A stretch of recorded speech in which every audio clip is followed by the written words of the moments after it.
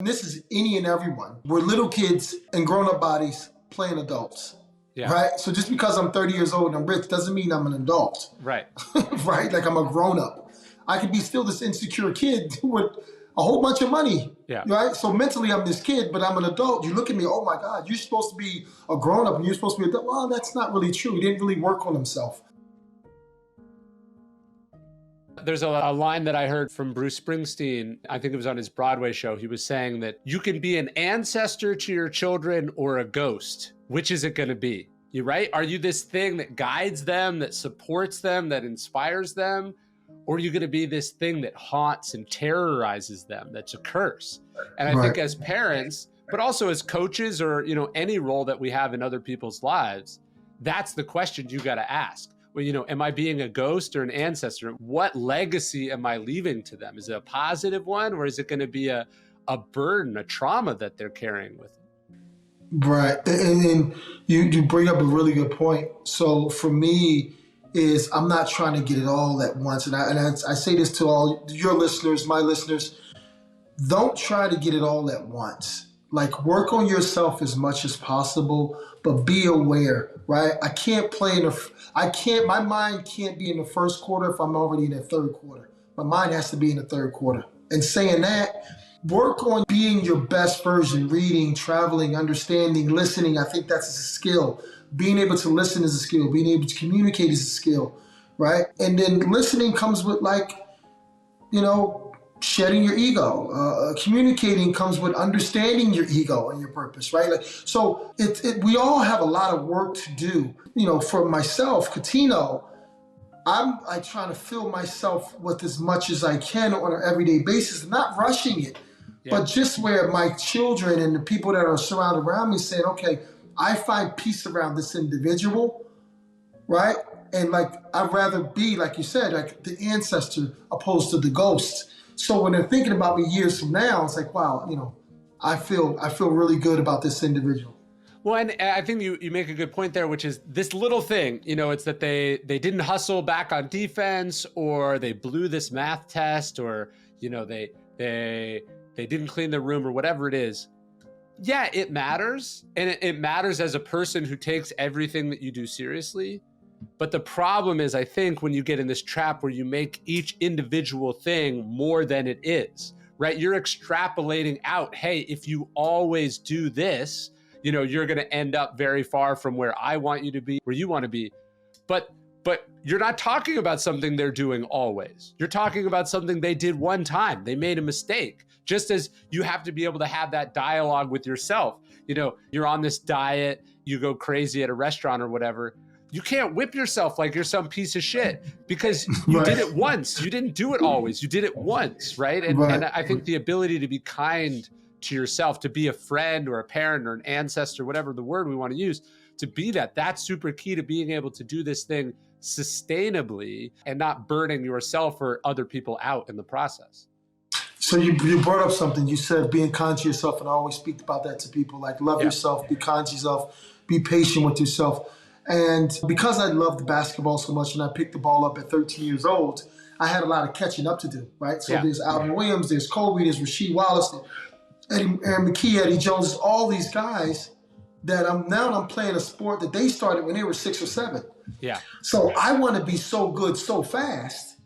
And I had to understand that it's a process to this. But at that time, I was very you know what I mean? Like I wanted it right now, and I want to work out every day, and I want to work 4 times a day just so I can get faster and those things. And so I was very irritated. Yeah. Then I got to college, and I studied a lot more, and just on myself, and I read a lot more, and I really understood a lot more. But I was still that intense individual. Yes. Right? And it came from a really good place because, like I said before, when I'm playing, I'm intense. I have different personalities.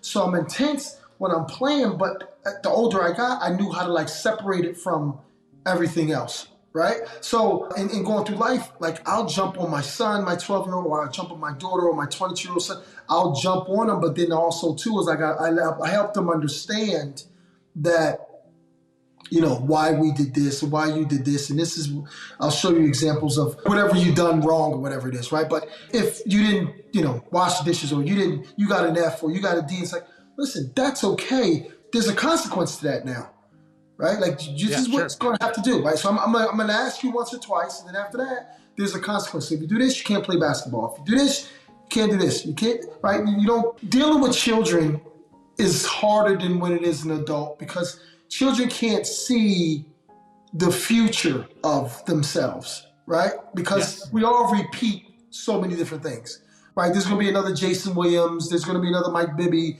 There's going to be another Chris Webber. There's going to be another Cuttino. There's going to be another, but we can't see it, right? There's going to be another LeBron James. There was Magic Johnson, then there was LeBron James. There's going to be another one that's better than that. Who will we be alive? I don't know, but it's going to be another one that comes out. So they don't know that, and I guess the more I work on my patients and how to articulate and help them, I think it becomes a better playing field when they're out there in the world, right? So if we play ball together, really quick, the kid's godfather, Sicilian from San Francisco, love him to death, is my brother's name is Johnny Novello. Never played basketball. Well, played when he was a little kid, but he's in his 40s, he's 47, 48 years old, right? Same age as me. And we're playing the rec league, right? So we have a game actually on Wednesday. So we play in the rec league, and he doesn't practice basketball. He doesn't play basketball. He's just a hustler. He plays soccer. He's a guy who plays every sport, but he doesn't play basketball at all. So, and this is kind of like the same thing with life. Because I'm so good at basketball, I can take 4 guys and make the game exciting, no stress, right? I can put you in places. I can tell you what to do on this, and you can start to see the game better.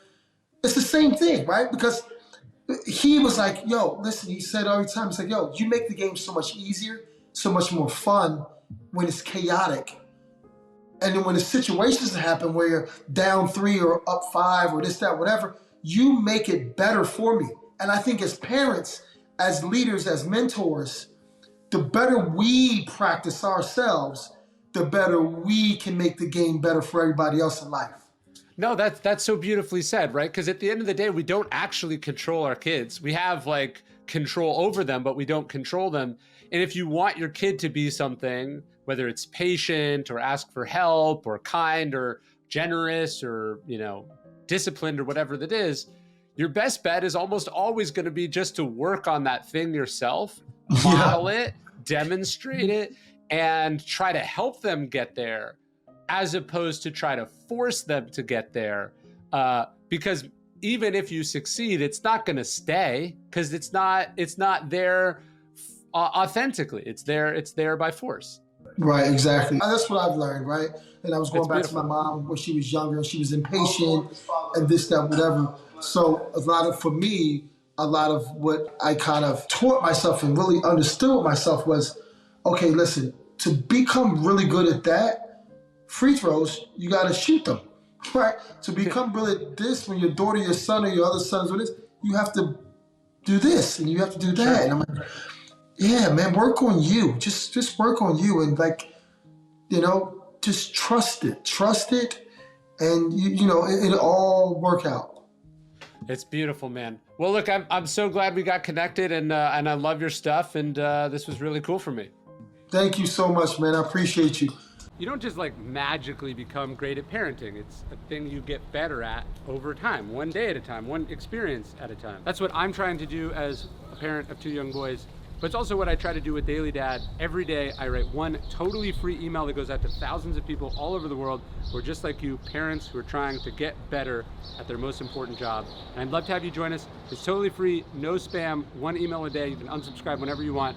And I hope you sign up at dailydad.com.